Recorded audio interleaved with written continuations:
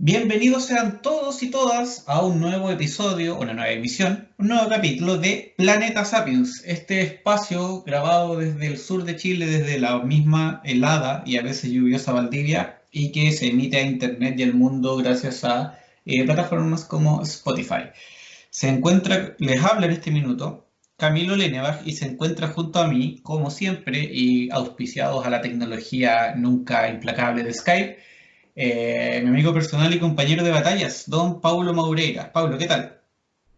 Muy bien, Camilo, ¿cómo están todos por acá, gente? Oye, que bien hincapié de ese de la tecnología donde estuvimos tan en deuda en cierto momento, ¿ah?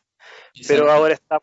estamos impecables ahora y es importante mencionar que a la par con la tecnología tenemos abierto ya de forma totalmente para la gente nuestra dirección de Instagram, que tiene el mismo nombre del podcast, Planeta Sapiens, así que ahí para que nos busquen, estamos subiendo, bueno, links con los capítulos, algunas imágenes relativas también a la temática que nosotros tocamos acá en el podcast, así que eso, pues Planeta Sapiens, en Instagram va a encontrar a Camilo, que es nuestro community manager, y que vamos a estar ahí dialogando con toda la gente. Pues la idea es formar un espacio, que la gente también nos diga sus impresiones, qué es lo que creen que está bien, que está mal con el podcast y conversar. Todos nosotros lo reducimos en la conversación, que pucha que nos gusta cuando son de temáticas que nos llenan tanto como puede ser una película, series también, y por qué no, también tenemos un capítulo de anime con Akira y con Ghost in the Shell, así que eso, pues, Planeta Sapiens en Instagram. Gracias, Pablo, por recordar esa información. Así es. Empezó hace poco, así que vamos a estar subiendo fotos, videos, ojalá yo creo de todo un poco. Así que eso, pues si está escuchando esto, revíselo, visítelo. Ahí también va a encontrar la lista de todos los capítulos y va a saber un poco de qué hemos hablado durante ya una buena cantidad de semanas. El día de hoy, con Paulo, quisimos conversarles de una película que se estrenó el año 2016, sí, 2016, y que dio harto que hablar. Es una película de ciencia ficción, como la debilidad que tenemos, que está dirigida por Denis Villeneuve, perdón la pronunciación del apellido, un director canadiense que algunos pueden conocer porque estuvo a cargo de la secuela de Blade Runner 2049, que se va a estar a cargo de un teoría remake de Dune, una película que se basa en un libro y que tuvo una película décadas, literalmente décadas atrás, de la mano de David Lynch. Y sí, para no darle más vueltas, porque yo creo que ya se sabe un poco a lo que vamos, y de hecho lo saben, porque el nombre del programa está en Spotify, en el capítulo, es Arrival, la llegada en español. Arrival, antes de comenzar a hablar de ella, quisiera leer una frase que pillé en internet, Pablo, si me dejas, de un canal de YouTube que se llama Lessons from the Screenplay, o sea, lecciones de la pantalla, que sube como video ensayos súper interesantes sobre películas. Tal vez no tanto el contenido, pero sí como de la forma, en el sentido de que técnicas de grabación, de encuadre de tomas, como en algún caso el trabajo de guión, que son cosas que uno no maneja muchas veces y no presta atención por nada, por desconocimiento, pero hace ensayos de estas películas. Estuve viendo una que se dedicaba justamente a Rival y lo parten con la siguiente frase que me pareció súper interesante, me gustó de plano, pero creo que refleja bastante bien la película. Dice, la ciencia ficción pura y bien pensada nunca se trata solo de extraterrestres o de otros mundos o de exuberantes visiones del futuro. En su esencia, la ciencia ficción pesada, en inglés dicen la ciencia ficción hardcore, de hardcore sci-fi, es sobre la humanidad, nuestras esperanzas y miedos, nuestros valores y comportamientos.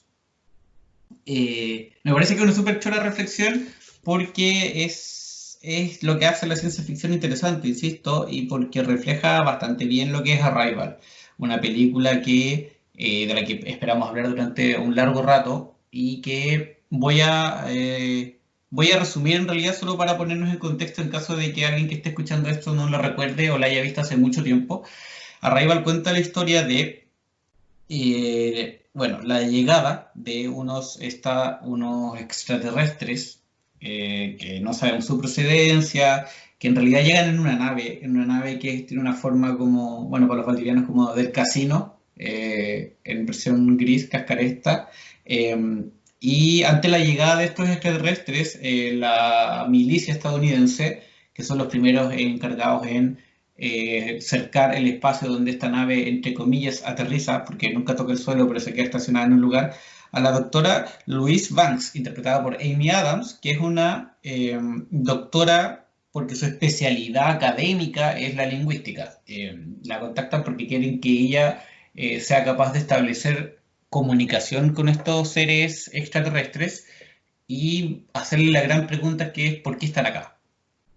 Ante todo esto, bueno, se va desarrollando la historia, ella participa, se dan algunas sesiones en las que ella comienza a actuar con un científico llamado Ian Donnelly, interpretado por Jeremy Renner, o más fácil, Hawkeye, quien le pone un poco en la cuota científica, entre comillas, a la película, porque en realidad su participación es bastante escasa en el sentido de lo que aporta la ciencia, es mucho más lo que aporta Amy Adams con su personaje con respecto a la discusión lingüística. Y la película, detalles más, detalles menos, van desarrollando una forma de comunicación. Amy Adams, Luis, su personaje le va enseñando a estos extraterrestres a hablar, a entender nuestra forma de comunicación. Recurre en ese sentido principalmente a la gramática, a enseñar paso a paso cómo qué conceptos deben enseñarse, qué nociones, qué ideas tienen que enseñarse previo a poder llegar a entender qué es una pregunta, qué es una intención, qué es acá. Entonces, la película es básicamente el proceso de Lois logrando establecer conexión con estos seres que no son de la Tierra y llegándose al final, bueno, spoilers sí, porque hablamos de la película en todo momento, así que lo voy a decir nomás. Estos seres logran entender un poco la comunicación mediante grafemas que hacen estos extraterrestres, que son dibujos, simple y llanamente, que ellos logran interpretar y asociar a ciertas ideas, conceptos, etcétera. Cuento corto, hacia el final,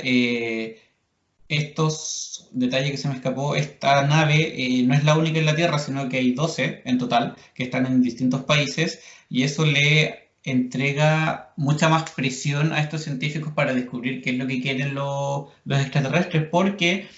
aquí entra igual un factor entre real y dramático, que es que el ejército quiere enfrentar a esto y demostrar un poco que tienen las mejores armas y a atacar esta amenaza antes de que ellos puedan atacarlos de vuelta, básicamente proyectar sus miedos y su forma bélica de ver el mundo. Entonces, ante esta posibilidad de que empiecen a atacar las naves y las relaciones se corten, la mujer se ve cada vez más presionada a lograr el objetivo de comunicarse, de entenderse, de saber por qué están acá. Cosa que al final lleva a que logre descubrir que estos heptópodos, como los bautizan por la cantidad de pies que tienen, lo que le enseñan a Luis es su lenguaje, que su lenguaje es atemporal, ¿ya? Lo que les permite ver tanto el futuro como el pasado al mismo tiempo y que al ella lograr descifrarlo, eso tiene efecto en su mente. ¿Ya? Aquí esto se explica a través de ciertas teorías lingüísticas que vamos a desarrollar más a lo largo del programa, pero ella logra descubrir esto, entender un poco más el tiempo y evita el enfrentamiento militar. Pues en su momento más climático, China va a lanzarles una bomba a estas naves, pero Luis logra contactarse con el primer ministro, el presidente del partido, que es básicamente el primer ministro chino, y le dice al oído las palabras de muerte de su esposa, para así convencerlo de que no ataque. Sin embargo, ¿por qué se los dijo? Porque ella, como descubrió y entendió este lenguaje que te permite tener la mente un poco en el futuro y en el pasado y en el presente al mismo tiempo, ella ya sabe lo que él quería escuchar un poco, lo que tenía que escuchar. A ver, voy a plantearlo de nuevo porque esta parte es un poco enredada. Como hay saltos entre el futuro y el presente, ella, al llamarlo por teléfono para evitar la guerra, le dice las frases que dijo su esposa antes de morir. ¿Y cómo ella conoce esa frase? Porque ella a su vez está viendo el futuro, cuando este presidente chino en una reunión, luego de que se haya acabado la guerra y todo el cuento, o sea, no la guerra, pero esta situación como de guerra fría, de tensión armamentista, le dice al oído cuál es la frase que ella en el pasado le había dicho a él por teléfono. Y por eso, ¿sabes? Es un círculo vicioso, una paradoja más o menos interminable. Detalle aparte que en la película no se traduce porque se lo comentan en chino mutuamente, pero buscando en internet encontré que era lo que le decía, que básicamente, no básicamente, sino que en específico lo que le dice Amy Adams a este primer ministro chino, que es a su vez lo que su esposa le dijo antes de morir, es que en la guerra no hay ganadores, solo viudas. Una expresión que es bastante machista, pero que sigue siendo un punto interesante al plantear que en realidad la guerra solo tiene muerte. Y así es como termina la película, así nos damos cuenta que en realidad ciertas imágenes de flashback de la vida de Luis con su hija en realidad no eran del pasado como uno asumía al principio, sino que son del futuro, y que ella sabe que su matrimonio se va a terminar, que su hija va a fallecer por no se especifica, pero se asume, o yo asumo por lo menos que es un cáncer, porque la vemos en algún momento calva, en un momento ya culmine de su vida. Pero a pesar de eso, de saber el final del camino, ella decide tener su vida, se hace hincapié en que ella opta por tener un hijo sabiendo cuál va a ser el destino de ese hijo, de esa hija en este caso. Y así finaliza la película cuando descubrimos que Luis escribió un libro y supo entender este lenguaje alienígena que es básicamente un regalo o una herramienta como ellos mismos lo nombran. Eso básicamente, eso no básicamente, eso es en términos generales la película. Es súper interesante lo que planteaste al principio con la cita que sacaste de la página, que a todo esto voy a buscar para revisar, porque yo siento al menos que esta película, pese a que no se trata, a ver, no es una película inentendible, no es No, tampoco una película que uno pueda decir que es críptica ni fragmentada, porque pese a que no tiene una secuencia tal vez lineal, sí tiene elementos que uno puede entender ya cuando la trama se exterioriza y se manifiesta de forma explícita, cuando ya estamos tres cuartos después del desarrollo de la misma.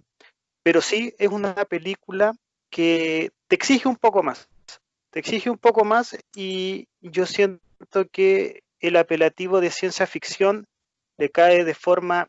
perfecta a la película porque hay base científica real y que la película en un momento se encarga de manifestar y además, pese a que existe una emotividad real en el argumento, no se basa del mismo para llegar a las cuotas de emocionalidad a la cual alcanza la película cuando establece sus puntos más emotivos en base a la temática familiar que yo siento que en esta película funciona como colofón para mantener la atención y lograr llegar de forma más directa al espectador.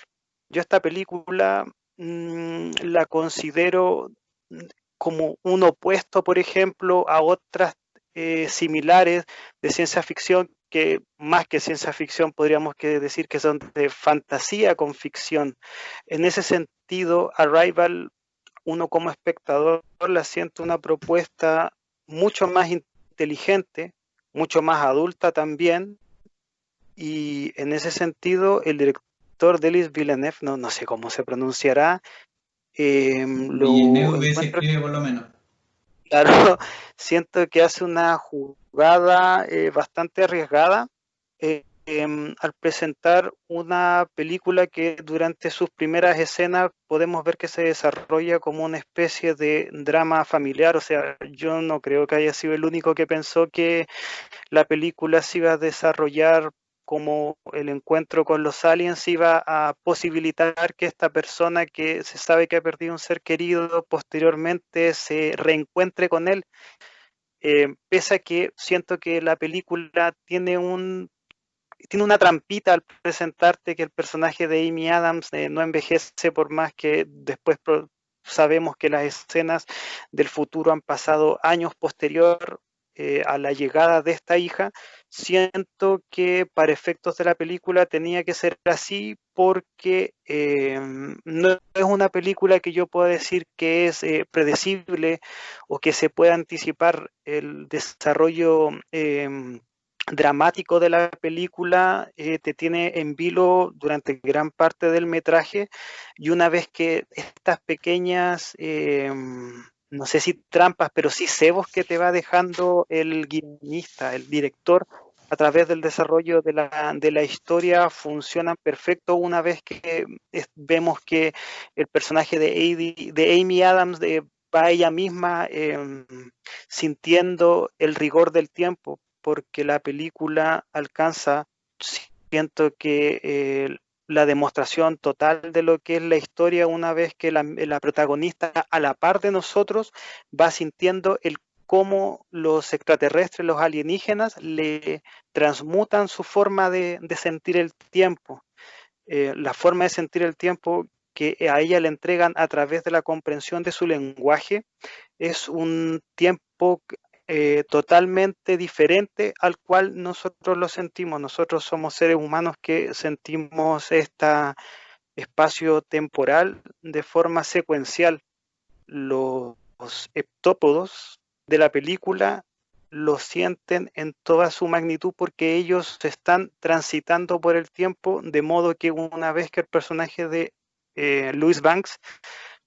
aprende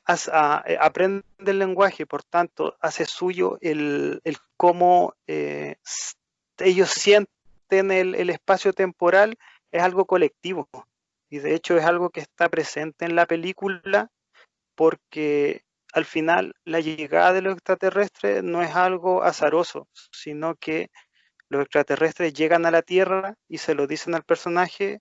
que es porque ellos están buscando la ayuda de los humanos, pero que no va a ser ahora, sino que va a ser en 3000 años más. Por tanto, para que los humanos ayuden a esta raza de alienígenas, tienen que aprender a sentir el tiempo. Y esto solamente se adquiere una vez aprenden este lenguaje que no tiene principio, no tiene final, sino que están en constante diálogo. La película también puede ser algo que en su momento tal vez algunos espectadores no hayan podido canalizar la primera vez que lo vieron, porque igual es meterse un poco con, no creo que sea lingüística dura, pero sí son términos que no están familiarizados totalmente muchas de las personas que vamos a ver una película de aliens, que en este caso en la película lo dejan totalmente manifiesto, que a diferencia de nuestro lenguaje es algo el cual se clasifica como glotográfico. Glotográfico quiere decir que nuestra escritura representa nuestra habla. Por el contrario, la forma de escritura que tienen estos extraterrestres es semasiográfica, que no tiene que ver tanto la escritura con la forma de habla, sino que ambos están en niveles diferentes. Por tanto, esa es la primera diferencia que podemos establecer entre la raza que arriba y los que somos nativos. Y para mí eso, el que lo haya mostrado el director en la película y que lo haya dicho con las palabras, no guardándose nada ni suavizando nada de la trama, lo encuentro súper valorable, porque si una película te hace explorar en elementos que no son tan comunes como la lingüística y que a priori podría decir que puede ser aburridos para una gran cantidad de personas, siento que es ganancia. Siempre que una película te haga investigar, te deje algo, buscar un término, lo que sea, es algo positivo y en este sentido Arrival no se corta un pelo en indagar sobre temáticas que si uno se pone a pensar en la ciencia ficción no están metidas, no son elementos que uno encuentre en la película de fin de semana que uno vio en el cable y para mí siempre va a sumar. Yo creo que, colocándome un poco a la idea que planteabas tú, una de las cosas interesantes que tiene Arrival, más allá de lo que habla de los contenidos, es que como película es muy buena, es muy buena, sí, pero no es muy buena porque me deje así como, oh, súper loco pensando. No. Me parece que se ve muy bien, se escucha, se experimenta el verla muy bien. Una de las primeras cosas que me llamó la atención cuando la vi por primera vez, por suerte la vi en el cine, fue que en la forma de los extraterrestres, de los heptópodos en este caso, que es súper atípica y si es que lo querís, es súper poco cinematográfica en el sentido de que la estética no es algo como que llame tanto la atención, sino que son como estos pulpos súper gigantes, ¿cachai? Raros, que son más patas que cuerpo, aunque al final les vemos un poco un contorno pseudo humanoide. Eh, y eso es solo uno de los puntos que tiene la película en lo visual, o sea, las escenas del primer ingreso a la nave o cómo están dentro en las sesiones son súper inmersivas, están grabadas de una forma que nosotros nos sintamos como ellos y, y eso es súper útil porque logra el objetivo. La película se desarrolla principalmente en un espacio súper aislado, en una pampa, si es que quieres ponerle un nombre, que es donde está instalada esta base alrededor de la nave, y en el campamento que está montado dentro. Entonces, en ese sentido, la película se ve súper natural, súper lógica, si es que quieres, y la estética que tienen los aliens cumplen con eso. Para mí es genial y se siente súper bien que se vean tan naturales, ¿cachai? Que no sean una cuestión súper fantástica que uno se imagina, ¿no? Sino que son, nada, po, seres vivos que se comunican por lo que descubrimos, pero que se ven de una forma que no es como nosotros imaginaríamos, que es muy probable que no todos los seres vivientes del universo tengan forma humana. Es una cuestión de lógica. En el mismo planeta estamos llenos de especies que son vivos, pero que no tienen forma humana. Entonces, nada, es cosa de probabilidades. Entonces, me parece que esa estética va de la mano con toda la forma de plantearse de la película. Y que además va de la mano con la temática. Al final, lo central, y por eso quise empezar con esa cita, acá son temas aún súper terrenales, súper no de calle, pero súper nuestros, ¿cachai? Nada del otro mundo. Es algo tan simple como la forma de comunicación, que es algo que uno generalmente no se cuestiona tanto, o la mayoría no se cuestiona tanto porque el hablar es nada, pues algo súper natural para nosotros. Y es tan natural que solo nos llama la atención o lo recordamos cuando o no podemos hacerlo o identificamos a alguien que no puede hacerlo como de la forma que estamos acostumbrados. Es lo mismo que respirar, pues, ¿no? Cuando no puedes respirar te das cuenta que necesitas y que constantemente estás respirando. En relación a esto, tú decías que ellos tenían una lengua semasiográfica, ya que solo la corrección que transmite significados, pero no representa sonidos. Solo para aclarar esa idea que planteas tú, es que nosotros vemos que los heptápodos ponen estas como tintas que salen de sus manos y forman figuras semicirculares, o no semicirculares, circulares con ciertos relieves o expansiones. Y esos dibujos, porque esos grafemas, como para el que no sepa, los grafemas son las letras, pero ¿qué son las letras? Son básicamente dibujos que nosotros somos capaces de codificar. Eh, y por eso, por ejemplo, Lois e Ian no pueden codificar esos dibujos porque no tienen asociado un significado a ellos, hasta que empiezan a descubrirlo, etc. Entonces estos dibujos transmiten significado y no sonidos. La lengua occidental, por lo menos la que utilizamos nosotros, la que utilizamos en Chile, transmite sonidos por la A, el dibujo de los dos palitos triangulares con un palito atravesado es una A y así sucesivamente. A diferencia de lo que pasa con el japonés o con el chino, por ejemplo, que yo no los manejo para nada, pero por conocimiento relativamente general uno sabe que cada grafema, insisto, cada dibujo significa es alguna idea, es algún concepto, no un sonido en sí mismo. Entonces, esa es la primera diferencia a la que quería hacer un poco hincapié. Y metiéndonos un poco en el contenido mismo,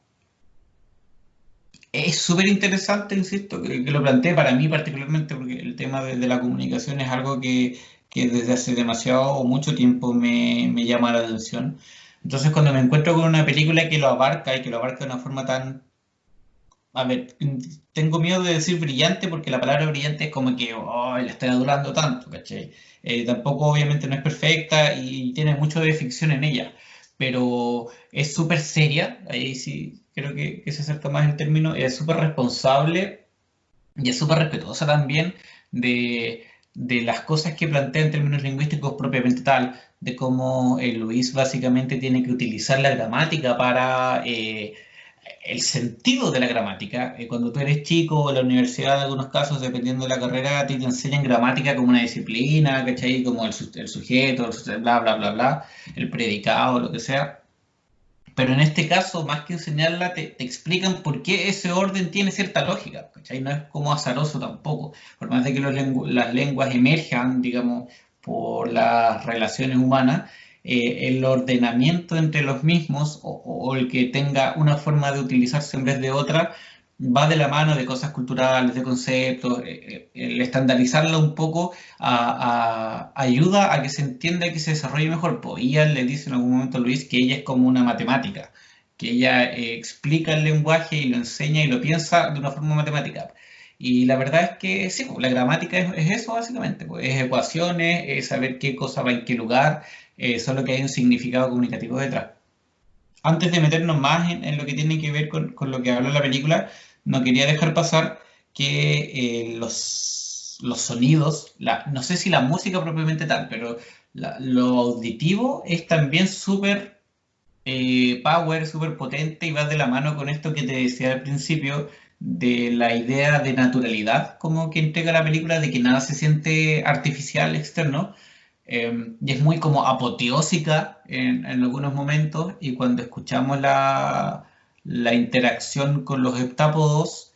eh, son como para describirlo, son como de ballena, ¿cachai? Pero a pesar de que suenen como ballena o que suenan como el animal que sea, eh, es súper como grande para uno recibirlo, o sea, cumplen su rol súper bien de mostrarte que estás ante algo que es degeneradamente más grande que tú, y que a ti te toca un poco el rol de, claro, de aprender y de todo, pero que es eso, ¿cachai? Que es mucho más grande y logra el objetivo de transmitirte esa emoción, como para cerrar la idea. Que lo musical y los sonidos que de hecho recibieron el Oscar en ese año por eso. Recibió el Oscar a la mejor edición de sonido. Perdón, me equivoqué. Sí, la mejor edición de sonido. Eh, entonces, eso también te habla un poco de lo que logra. Eso con respecto a cómo se ve la película y cómo se siente. A nivel de inmersión, uno como espectador siento que hace el camino de Amy Adams, la intérprete del personaje principal, y eso está de manifiesto desde el principio con la pequeña cita que ella vemos que le está dirigiendo a su hija muerta, lo cual nosotros pensamos que pasa antes de que se empiece a dar los acontecimientos desde la llegada. Y claro, la música tiene especial importancia en este proceso de adentrarse en lo desconocido. La música está ideada por el intérprete Johan Johansson, la parte para los alienígenas, y es otra la persona que hace el sonido del cello que acompaña la apertura y la secuencia de cierre, no me acuerdo cómo se llama, pero claro, el proceso de inmersión va acompañado cae todo en el peso de la protagonista, y en este sentido yo siento que va muy concordante con la idea que, al menos como nos presenta la película, es un trayecto desde la total admiración en cierto momento por una trabajadora lingüística que tiene la posibilidad de trabajar con seres que provienen de otro planeta, que desde el principio vemos que ella escucha, o sea, el militar le da una Un grabación audio. que ellos hicieron, claro, y ella dice, no, yo no puedo trabajar con esto porque de partida se da cuenta que son seres que no tienen laringe, por tanto nuestro código de habla no es igual al de ellos, por tanto para establecer cualquier tipo de comunicación tiene que ser a través de la proxémica, es decir, la mayor cercanía el uno del otro. Y siento que todo ese camino que uno transita con el protagonista se da muy lógico, como tú dijiste también, y que uno se va empapando en ese momento con los sueños que tiene Louis Banks, porque tú tampoco tampoco entiendes cuál es el motivo por el cual ella sueña con esta niña pequeña. Por más que uno la tiene desde la primera escena de la película, tú no sabes cuál es el motivo o cuál es la razón, y eso te puede llevar a formar tus propias teorías, que yo creo que en muy pocas ocasiones justo es la que con la que te sorprende en el tercer acto del metraje, pero hace la tarea. O sea, yo siento que pese a que tal vez en el segundo visionado, y me pasó a mí, la trama es mucho más explícita. La primera vez que uno ve la película no tienes por dónde hacer la conexión que el personaje está teniendo. No sé si visiones no es la palabra, después te das cuenta que simplemente él, como ella siente pasado, presente y futuro. A mí, que soy un consumidor de cómics, esto no me remite totalmente a la percepción del tiempo que tiene el Doctor Manhattan en Watchmen. O sea, el mismo hecho de que el personaje esté sintiendo lo que le pasó en su momento de la llegada en el presente, cuando ella está decodificando una interrogante que tiene y que ocupa una conversación que tiene con su hija en el futuro para llegar a ese concepto. En la película está manejado de forma brillante. El metraje, el montaje está súper bien logrado, y en ese sentido la película tenía que tener una especial tacto para presentarte sin que se vea ni forzado ni burdo. Y insisto, para mí esto se trata de un trayecto que va desde la impresión, la admiración, hasta después formar parte de un uno. La Eh, teoría y que la película tiene es que los seres, los heptápodos, tienen una conciencia que es colectiva. Ellos no piensan como individuo, a diferencia del ser humano, que nosotros tenemos una secuencia que es secuencial y que va muy de la mano por cómo nosotros sentimos el tiempo, que es una estructura que va supuestamente hacia adelante. Bueno, ellos no, ellos sienten todo lo que pasó, todo lo que están pasando y todo lo que va a pasar en una misma línea temporal. Por tanto, en un momento nosotros podemos interpretar que es hasta lógico que ellos nos entreguen esta ofrenda, que al final es la percepción, es dar un paso más allá de la percepción del tiempo. Cosas con respecto a eso. La primera es que, claro, tú hablabas de la percepción del tiempo presente, constante que tienen los heptápodos, y fue inevitable recordar, o no recordar, sino que pensar en el reino animal, los animales no humanos básicamente, en los que existe esta misma idea o este mismo planteamiento, más de alguna parte lo he leído, que a diferencia de los humanos, los otros animales en realidad perciben el tiempo de forma como un presente constante. ¿Y por qué perciben el presente como una presente constante? El tiempo como un presente constante, perdón, porque o no hay un desarrollo de conciencia de lo que no estamos completamente seguros, o no hay un desarrollo de un lenguaje más elaborado que permita como temporizar la experiencia de vida. Entonces, en ese sentido, se me hizo inevitable hacer la relación. Y yo digo, claro, los heptápodos sí eran conscientes, ¿cachai? Era evidentemente conscientes, pero como si, siguiendo tu línea argumental de que perciben el tiempo en un presente constante,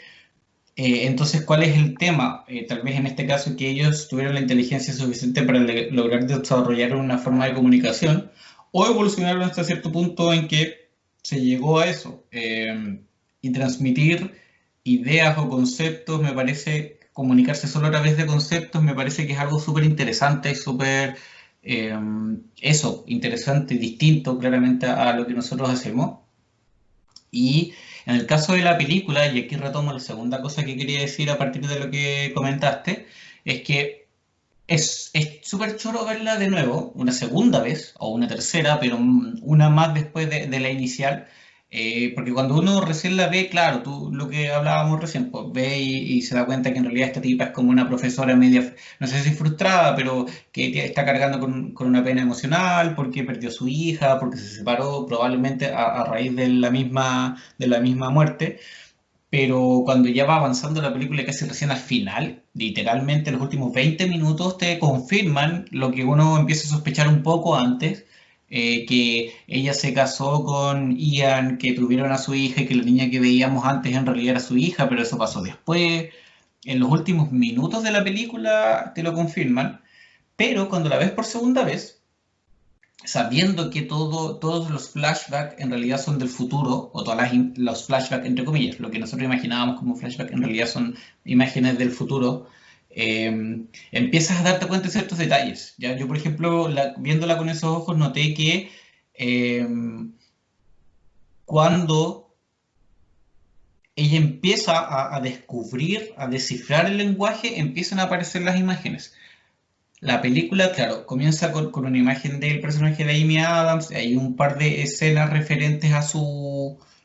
hija, sí, que es mientras ella habla, pero ese inicio se supone, o nosotros asumimos, según lo que decías tú, que en realidad está hablando su hija en recuerdo o en el futuro después de que falleció. Pero independiente de eso, de esas primeras escenas en que vemos interacción con su hija, o entre comillas interacción con su hija, desaparecen. Desaparecen totalmente durante la, no sé, la primera hora, los primeros 40 y tantos minutos, hasta que empiezan a salir estos grafemas que dibujan los heptópodos, y ella empieza a estudiarlos y a encontrar ciertos patrones y a descifrarlos, y cuando empieza a descifrarlos empieza a tener estas visiones que la dejan súper desorientado, que en algún minuto hacen pensar de que en realidad está pasando por algún tipo de crisis, porque se sacó el traje dentro de la nave, o la falta de sueño, o la falta de alimentación buena, etcétera. Como que los militares y el mismo Ian lo asocian a cosas súper particulares, pues piensan que son reacciones nomás de una mujer que no puede con esto. Pero en realidad lo que está haciendo es que su mente se está empezando a destrabar, pues está empezando a funcionar como los heptápodos quieren que funcione. Entonces ese detalle, al verlo de nuevo, te das cuenta cómo, evidentemente uno cuando ocurre esto con otras películas lo nota, pero me pareció que ese detalle es súper interesante, o para mí por lo menos fue súper gratificante notarlo ahora, que antes no lo había notado, que la narración en ese sentido logra ser efectiva en dos niveles o de dos maneras sin vacilar en ninguna. ¿Cachai? En el caso del primer visionado con engañarte, sí, podríamos decir engañarte o distraerte. No, engañarte porque no tienes cómo saber que en realidad eso es pasado. Eh, y un segundo visionado que de repente pasa que cuando tú ves una película, una serie o lees una historia donde ya sabes el plot twist, como que las cosas que antes te hacían creer lo contrario pierden sentido. En este caso, no, po. En este caso, tú logras saber, por ejemplo, o se da este pequeño detalle, que ella empieza a descifrarlos cuando, o sea, empieza a tener las imágenes cuando lo descifra, que le agrega una nueva riqueza a lo que estás viendo. ¿Cachai? No es solamente como, ah, ya sí sé que va a pasar esto y esto y esto y esto, y es como, uy, como que no había notado este detalle. Entonces, en términos narrativos, como para cerrar la idea de la narración, creo que anda súper bien y que está súper bien lograda y en ese sentido, bueno, el equipo tras de ella, en el caso Villeneuve como director, pero también tengo aquí al escritor, a Eric Heiserder, que es el que escribió la película basándose en la novela La historia de tu vida de Ted Chiang. Hacen súper bien la pega, pues si contar una historia, por más buenas ideas que tengan, no es fácil, pues, ¿cachai? Tenéis que llegar a ella y lograrlo, y la película lo hace súper bien. Oye, sí, importante que hayas mencionado algo que lo habíamos dejado un poquito en el tintero, pero claro, la película está basada en un relato corto y yo siento que pese a que ya el argumento más importante del texto está, em, Villeneuve con su guionista también supieron adosar la trama con una temática que, aunque no está en el cuento fundador, desde donde se origina la trama de la película, sí le sabe adicionar un buen resto de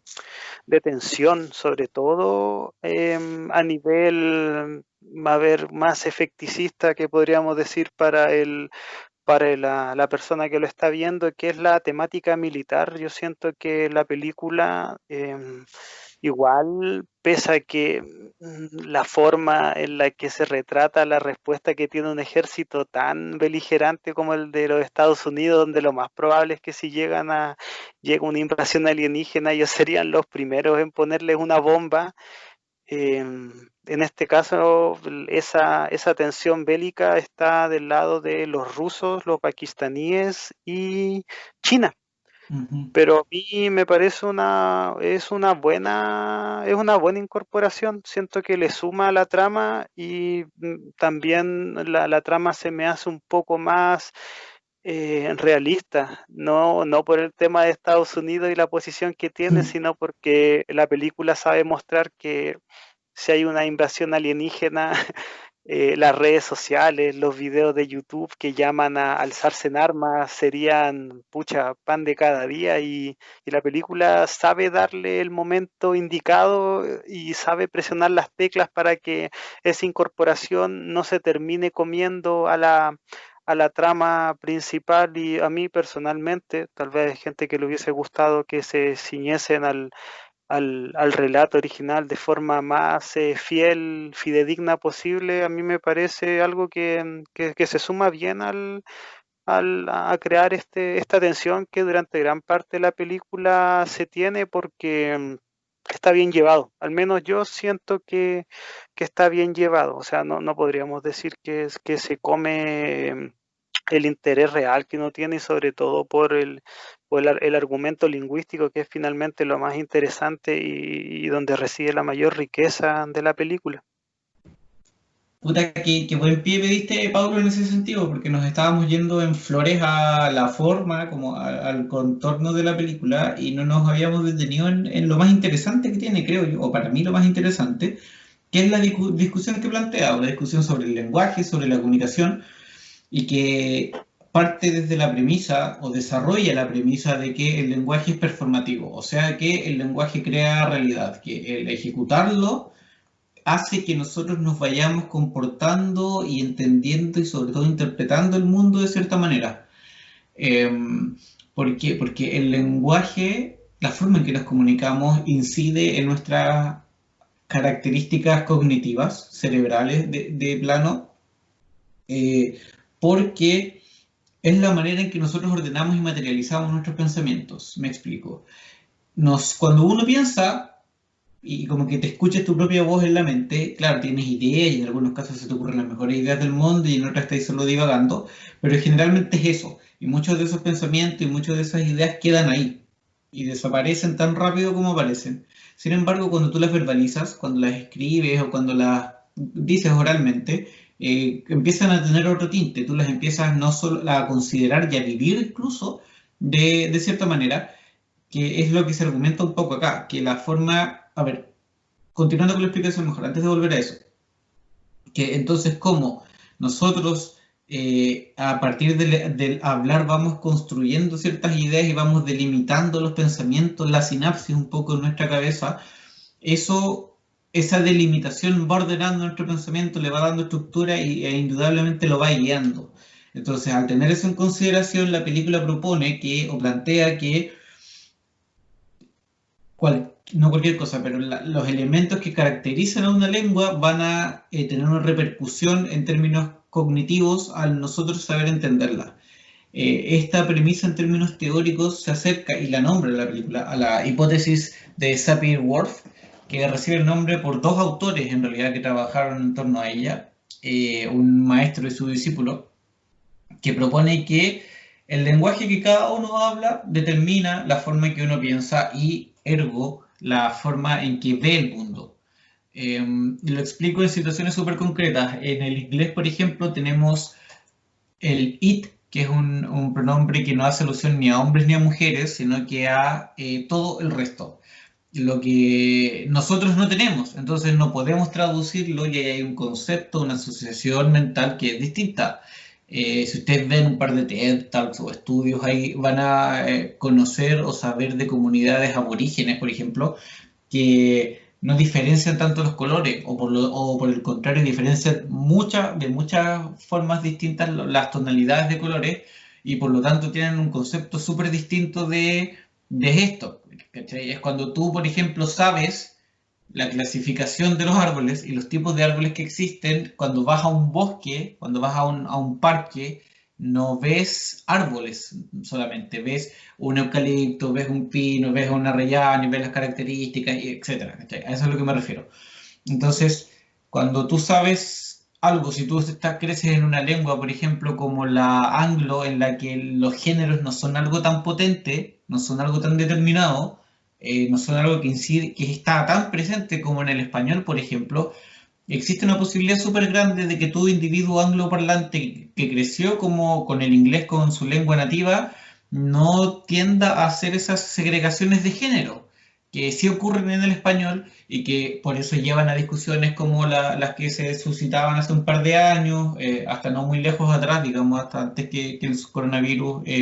hiciera lo suyo. Era tema esto de ocupar la E como un genérico de masculino y femenino, y antes de eso existía el arroba o la X como previos intentos, pero que responden a esto, que el español inevitablemente, por ejemplo, es súper machista,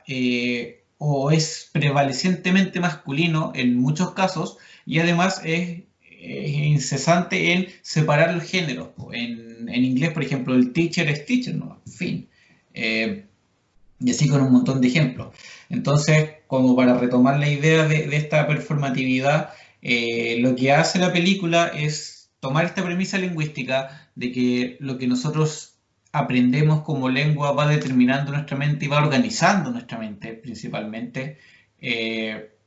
Se podría llevar a un extremo, y aquí es donde hay ficción en realidad, que es en el hecho de que el personaje de Amy Adams pueda llegar a descifrarlo y en realidad vea el tiempo de, como decías tú, como el Doctor Manhattan. eh,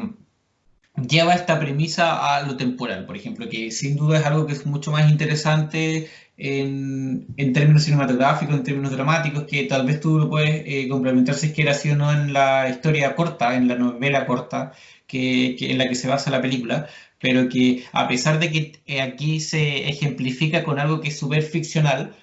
el fondo no deja de cambiar. En ese sentido, es como una meta referencia a lo que mismo dice la Amy Adams cuando ejemplifica eh, por qué tienen que darse la vuelta larga en aprender el lenguaje, en compartir, en hacer todo el cuento con las pizarras, cuando le explica al personaje del comandante del ejército, que es interpretado por este actor, que sé su apellido, que es Whitaker, pero no me puedo acordar de su nombre, Forrest Whitaker. Cuando le cuenta la historia de este investigador australiano que cuando llegó recién y se encontró con los aborígenes, les preguntó una historia sobre los canguros, no me acuerdo bien, le cuenta sobre los canguros y en realidad la historia, el punto de mi ejemplo es que esa historia está inventada, pero está inventada para probar un punto que no dejaba de ser cierto. Que si tú tratas de golpe encontrarte con alguien que no te comunica, vas a tener que inevitablemente darte la vuelta larga porque ese paso de versión falso, al final perdiste tiempo. En el caso de la película, como Mac lo relato, es lo mismo. Es un ejemplo que no es real, ya, porque hasta el momento no sabemos que sea real, pero que sirve para mantener una propuesta que sigue siendo súper plausible, pues, que sirve para comprobar un punto, que en este caso es que la forma en que lo que genera nuestra sinapsis se organiza a través de palabras, en algunos casos a través de sonidos, en algunos casos a través de grafemas, de dibujos, pero son conceptos al final del día, son conceptos que nosotros podemos encasillar, etiquetar, sobre todo, gracias al lenguaje, sea el lenguaje, insisto, escrito, oral u otro. Solo para terminar esta idea, de aquí te doy el pase a ti, Paulo. Esto es lo que explica que nosotros, por ejemplo, la codificación aquí es la clave, que es el proceso que al final ella tiene que lograr, que es la codificación en el que nosotros podamos ver imágenes como las que hacen los heptápodos o como la que hacemos nosotros cuando escribimos en un cuaderno y que podamos asociarle un concepto a esa imagen. Claro, en el caso de la palabra también podemos asociarle a un sonido, en el caso de los heptápodos el dibujo no se asociaba a un sonido particular, porque como decías tú, es atemporal su lenguaje. En cambio, en nosotros, a la vez de que se asocia un sonido, se asocia un concepto. Entonces, si yo, por ejemplo, tengo mala caligrafía, escribo muy rápido, escribo sin hacer muchos detalles, tú en el fondo lo que no haces es que no puedes entender el dibujo que yo hago. El dibujo que yo hice, tú no lo logras asociar a una letra y después en grandes rasgos a una palabra, una frase, etcétera. Y lo mismo con el hablar. Si es que nosotros los chilenos que hablamos súper rápido y que modulamos súper poco, no nos entienden, es porque básicamente el sonido que nosotros estamos emitiendo, hay personas que no son capaces de codificarlo y por eso no nos entienden y por eso nosotros no entendemos nada del chino, o yo por lo menos y probablemente tú también, no lo sé, o del japonés, porque son sonidos que nosotros no somos capaces de asociar a ciertos conceptos. Eh, y que pueden comprobar ustedes mismos cuando, por ejemplo, van mejorando su inglés y ya empiezan a entender ciertas palabras cuando ven una serie, una película o escuchan una canción. Y aquí sí que termino. Con la música, por ejemplo, pasa eso. Cuando tú escuchas un tema, yo estoy pensando solo en lo acústico, no en las letras, eh, hay ciertos sonidos que te provocan ciertas emociones, ¿cachai? Hacia arriba o hacia abajo, más fuertes, más tristes, no sé, pero tú no puedes determinarla, esa emoción particularmente, y puede ser que una persona la sienta distinta a otra, porque el tono, por decirlo de alguna manera, la emisión de la interferencia que hay en el aire, no está codificado. Por lo tanto, tú no lo puedes asociar a un concepto preciso, puedes especular, puedes hacer lo que tú quieras, puedes interpretarlo. ¿Qué es lo que tú crees que significa eso? Pero como no está estandarizado, o hasta el momento, hay algunos que, claro, que entienden el lenguaje musical, entonces sí lo tienen estandarizado, pero hasta que no se estandarice que esta tonalidad hasta este punto significa depresión, va a quedar sujeto a la interpretación. El componente lingüístico que tiene la película en ningún momento se deja de lado por más que hayan otras pequeñas subtramas que la engrandezcan. Partamos solamente desde la base que la hija del personaje de Amy Adams se llama Hannah. Hannah, Sí. que en la película lo dicen que es un palíndromo, es decir, que se lee de izquierda a derecha y en ambos sentidos tiene un significado igual. La película sabe jugar con este concepto, pero sin bombardearte con tanta información como para que uno se agobie y pierda el interés también sobre la capa dramática que tiene la misma. A mí hay una escena que me gusta mucho y que siento que va de la mano con lo anterior, que es cuando el personaje de Amy Adams está conversando a nivel de propósito, que cuáles son las metas que se planean llegar con estos seres alienígenas, si es que para ellos la pregunta fundamental es ¿cuál es su propósito en la Tierra? Ujú. ¿Cuál es el propósito en la Tierra? Y de hecho el personaje de Luis lo escribe en una pizarra, hace una separación a nivel de explicación de que no es un hecho mismo el plantearle la pregunta prácticamente como un total, como si todo el otro aprendizaje no fuese necesario para llegar a la misma. El personaje de Amy Adams le dice que para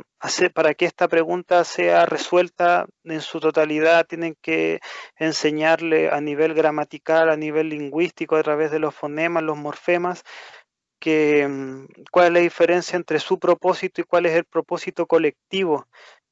A mí me gusta la escena porque en el segundo visionado se entiende, estos personajes no se ven a sí mismos como un individuo, yo insisto, el regalo que los alienígenas nos dan a nosotros los humanos, que como lo dicen en la película, es una herramienta que al mismo tiempo también puede ser un arma. Para nosotros, para la película y cómo nosotros lo canalizamos, el lenguaje es una llave, es una forma con la cual tú puedes hacer propio la expresión ya sea de un colectivo como en este caso, y la película sabe mostrar esa coyuntura, sabe demostrarla y cuando ya sabemos que el personaje de Amy Adams ha canalizado esta forma de entender que se traduce en una percepción temporal de, bueno, de los tres estadios de los cuales hemos estado hablando, es que la película alcanza su real significado. Lo que tú decías que que el cómo uno cómo uno siente el exterior a través del lenguaje es un camino que la película te lo muestra, que en un momento el personaje de Amy Adams siente al ser alienígena a su lado, en el cual nosotros podemos interpretar de que ella ya está haciendo plausible esta conexión entre lenguaje y experiencia sensorial a nivel visual. La película cumple su cometido al mezclarte estos elementos que no son fáciles, que al mismo tiempo no van a ser divertidos para todos, pero que son necesarios para llegar a lo que el director te quiere contar. Sí, creo como retomo lo que decía antes, que la narración en ese sentido es súper bien, es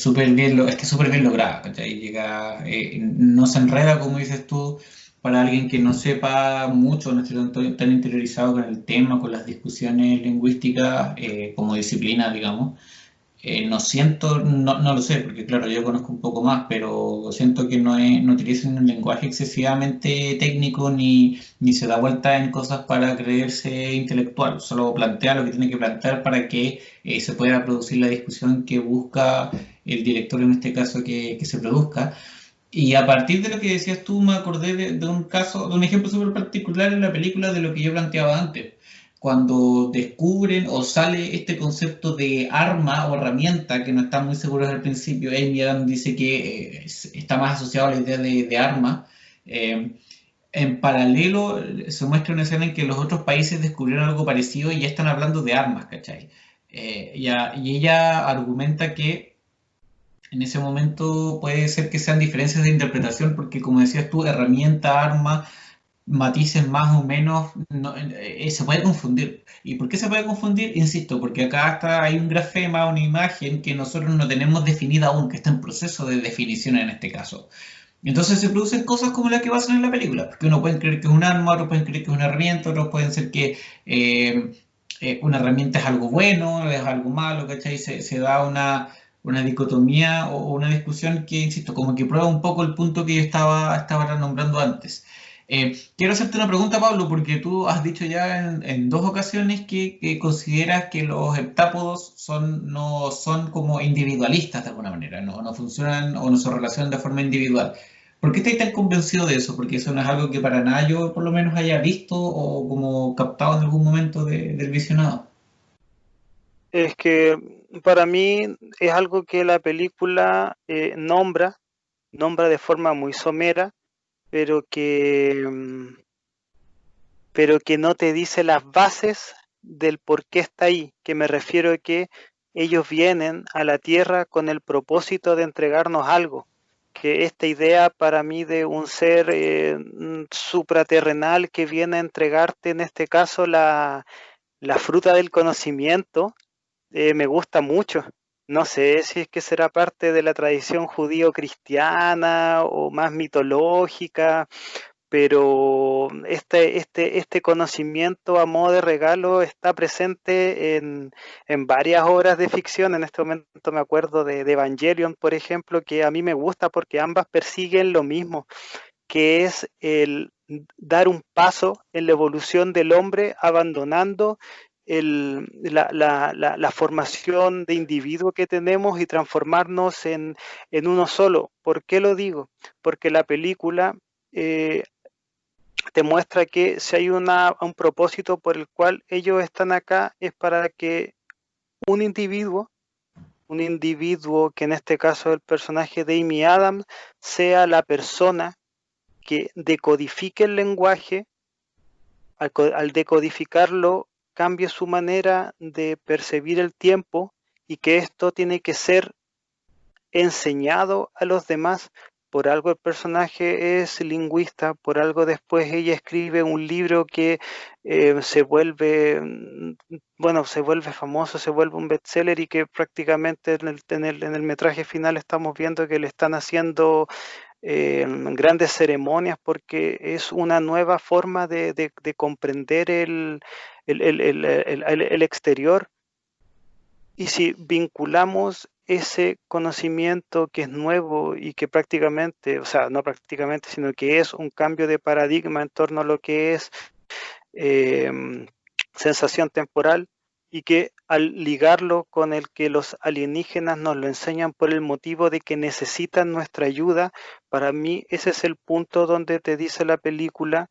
que esto no es algo azaroso, sino que es parte de una evolución que nosotros podríamos decir para efecto de la película, que es hasta lógico.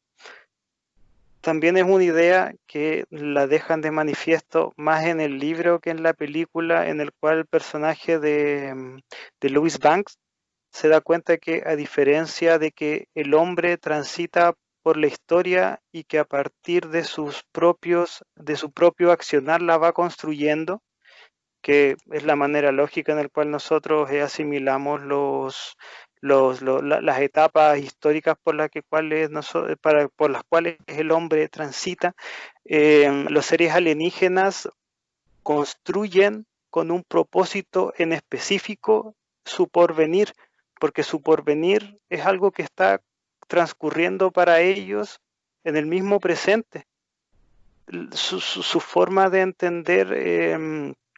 el transcurrir, el devenir de ellos no se basa en que haya algo que no puedan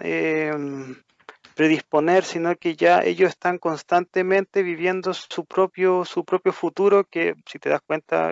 no existe. Para mí ese es el punto en el cual la película toca que lo que realmente están buscando es abandonar lo individual hacia lo colectivo. Sí, pues lo que dices tú es un punto interesante que, si te soy sincero, yo no lo había evidenciado para nada. Si me preguntáis, como que aún no lo veo tanto, tendría que verlo con los ojos, que a partir un poco de la hipótesis que planteas tú, pero porque me quedé pegado en realidad con lo lingüístico, que es lo que me llamaba la atención.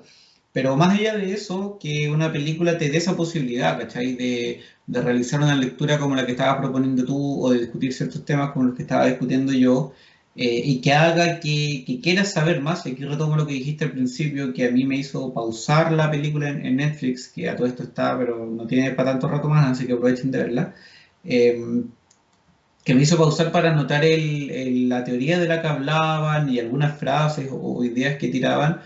Es un indicador de una película que vale la pena, pues una película que te discute, una película que te propone, y sobre todo una película que te hace pensar al momento, al mismo tiempo de hacerte pasarla bien. O sea, no es entretenida en el sentido como de risas y acción y cosas, pero es como un placer súper rico para la mente,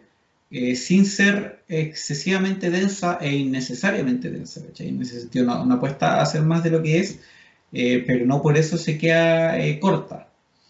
Quisiera solo para agregar como un último elemento que me pareció interesante, que es un pensamiento súper breve en realidad, no es nada tan profundo, pero que me gusta que sea una película con una protagonista femenina, con una protagonista mujer, en el que haya un hombre que sea como un sidekick o un protegido al que ella debe proteger.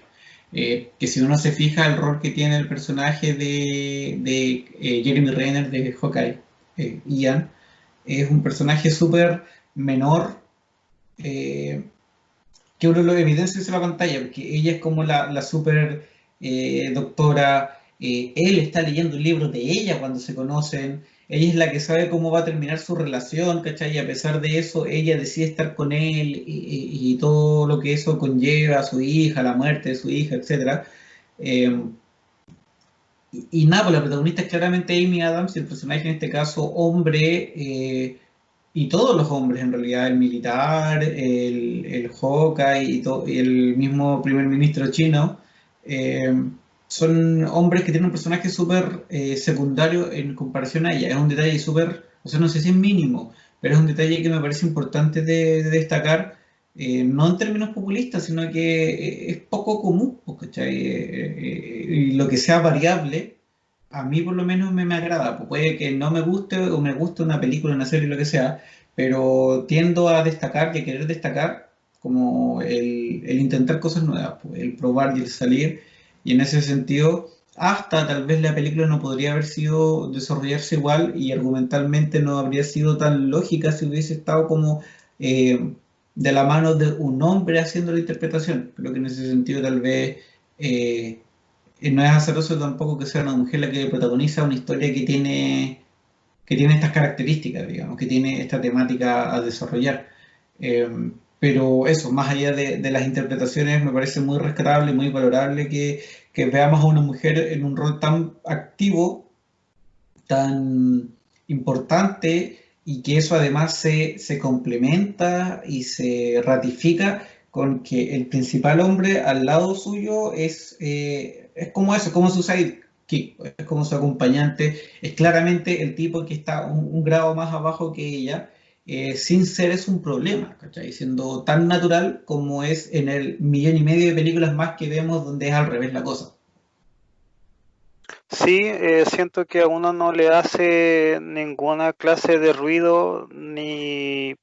o sea, no, uno no puede pensar que esto forma ni de la agenda de género, que son las personas que se manifiestan contra que cuando hay un personaje femenino a la cabeza, más que nada porque la película es integral, todos los elementos, los dramáticos, los más científicos, los más lingüísticos, así como los de temática más tensa que vendría siendo la participación acá de la tensión geopolítica que suscita la llegada de los aliens, todo está metido de forma a ver, no, lógica no es la palabra porque la película sorprende, pero ya voy a volver a ocuparlo de forma tan integral, ya te habla de lo bien que está construido el relato. A mí me interesa mucho marcar la importancia del personaje de Gary, no de Ian, Gary se llama en el libro de Ian, Sí. porque el, hay un elemento que en la película se deja ver, pero que no te lo explican, que es cuando la hija De del ambos. personaje de Luis, claro, le dice que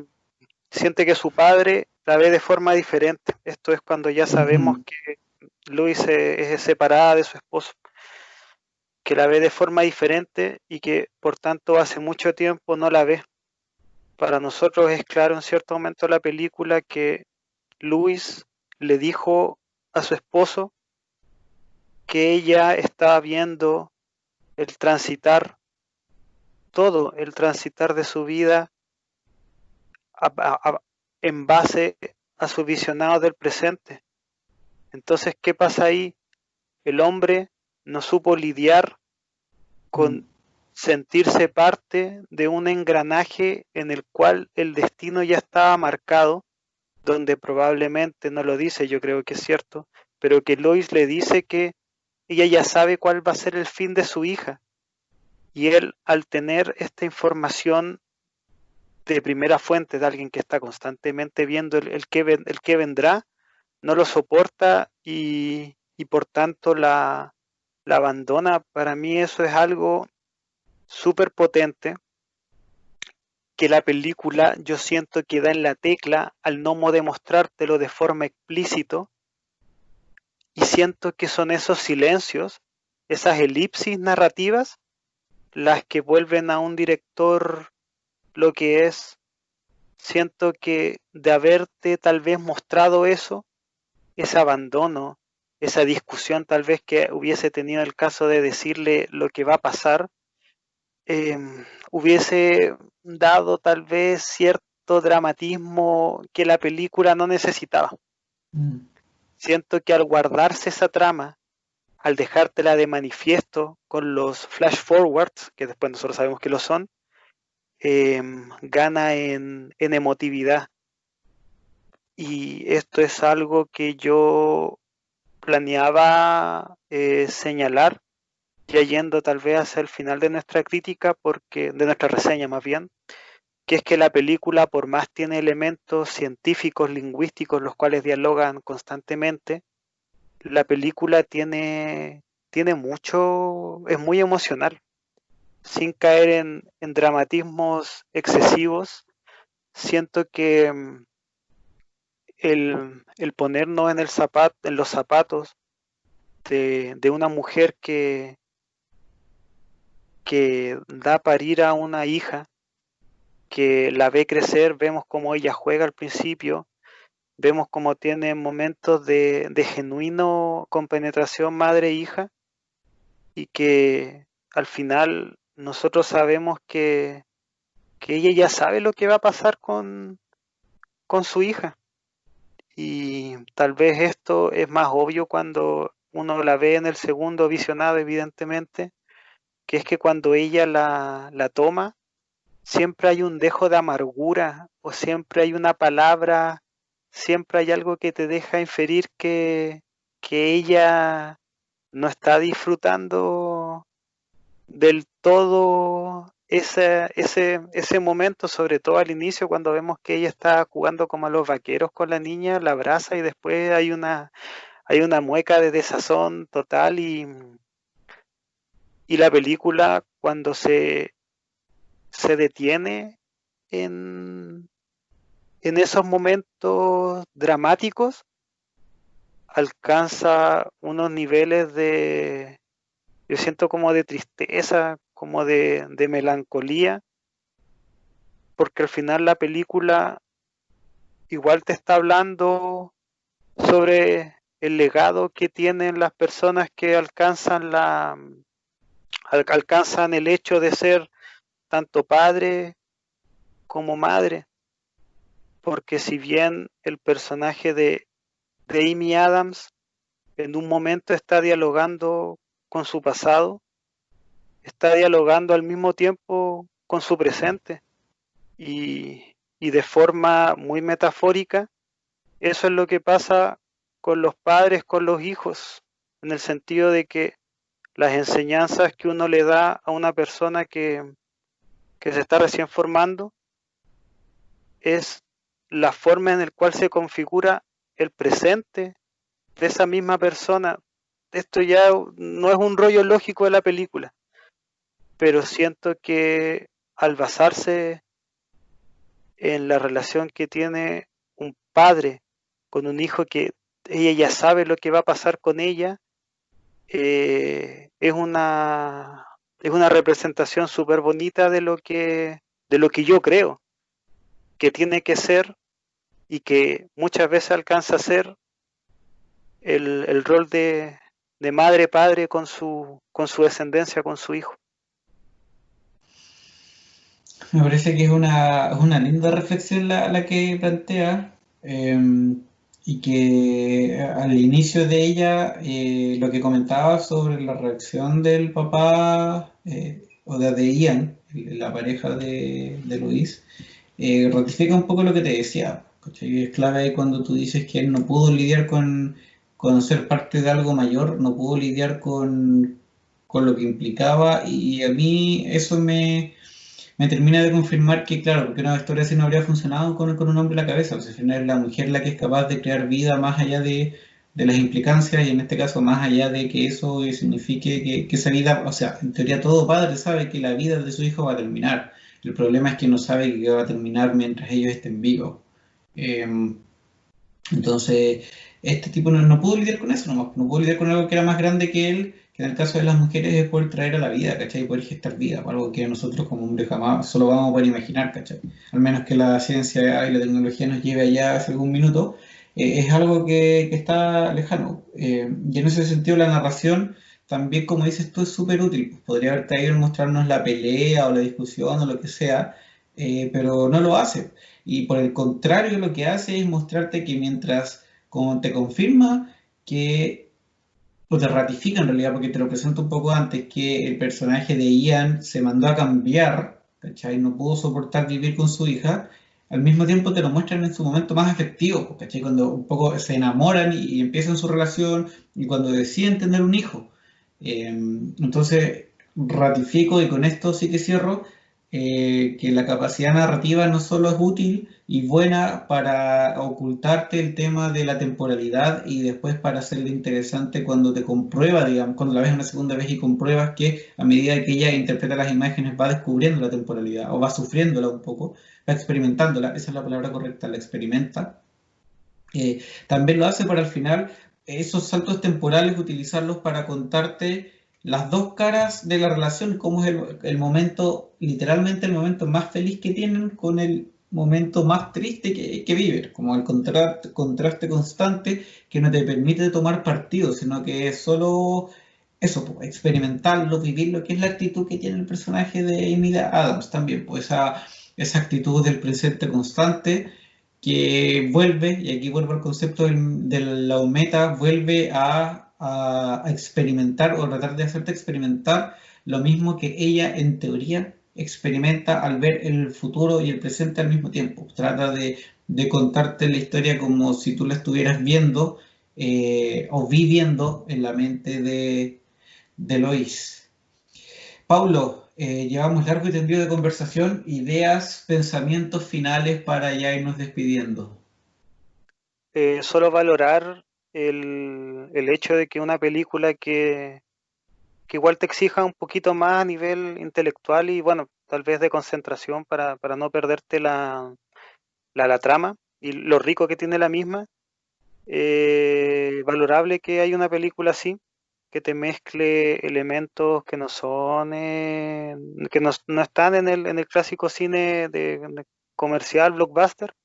y que al mismo tiempo tenga el tacto para contar una historia que se basa de lo lindo que tiene la emotividad, que ver que una película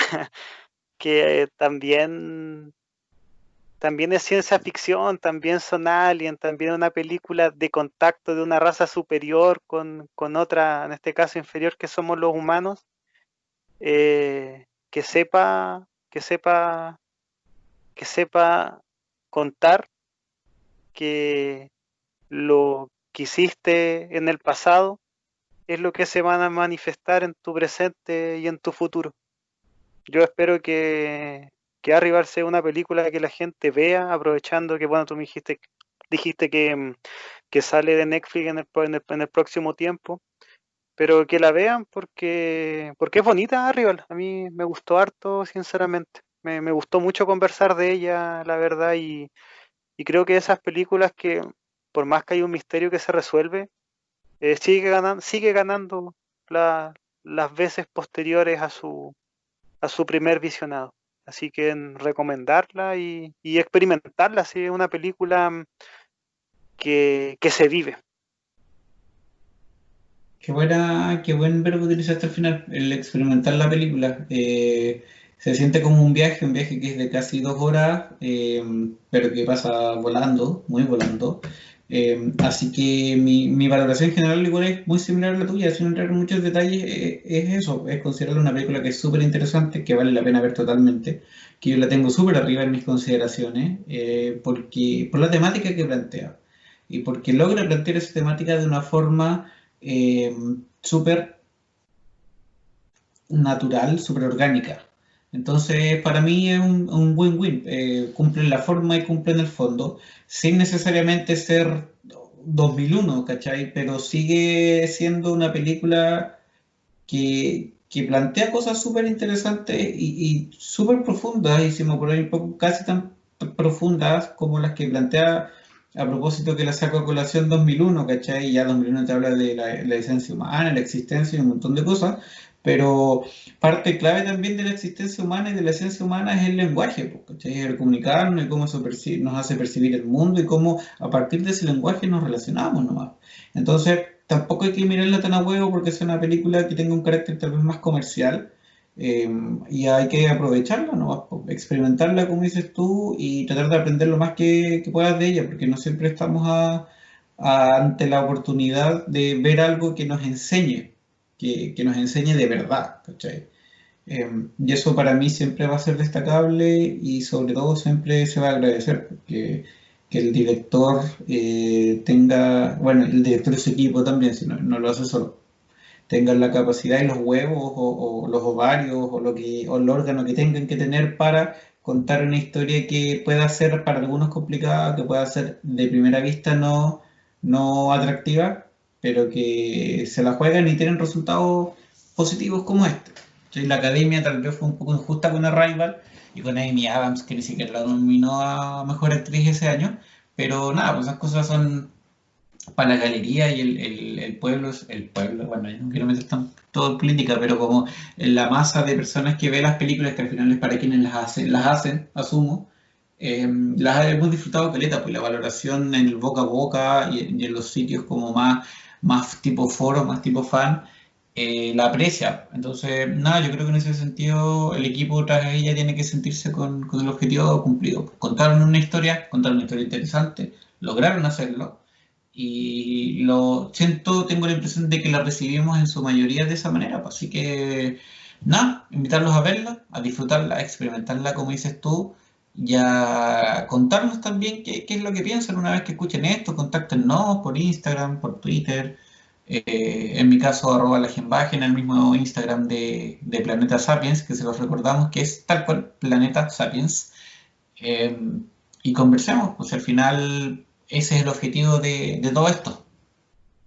Es el objetivo, así es. Oye, siento que nos quedó un bonito capítulo, así que Ujú. nada, pues, podría ahora Nos retiramos antes de despedir. cagarla. Claro. Así que muchas gracias chicos por escuchar y bueno, la invitación está hecha para seguir conversando de estas películas y esperamos que se sigan suscitando mucho más y